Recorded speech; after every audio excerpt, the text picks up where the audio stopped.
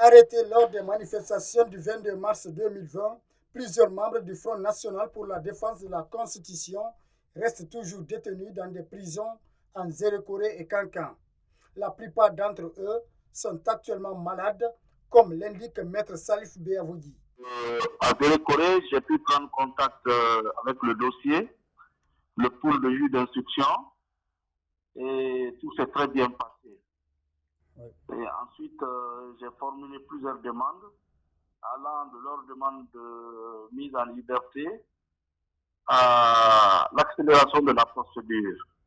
J'ai été séduit par le travail abattu par le pôle de juge d'instruction dans la célérité, mais je souhaite que cela continue parce qu'il est question de liberté. De là, je me suis transporté à Kankan, où j'ai pu rencontrer individuellement tous nos clients. Ils ont le moral, mais ils sont tous malades. Ils traînent des gales, excusez-moi du terme, même sur leur partie génitale, liées à leurs conditions de détention, malgré le fait que monsieur le procureur général et le régisseur font assez, mais tout n'est pas rose tant qu'ils continuent à rester en prison. Les membres du Front national pour la défense de la Constitution font face à une bataille judiciaire sans précédent. Le pool d'avocats des détenus n'entend pas baisser la garde. Nous travaillons, il revient aux uns et aux autres d'opiner dans un sens comme dans l'autre.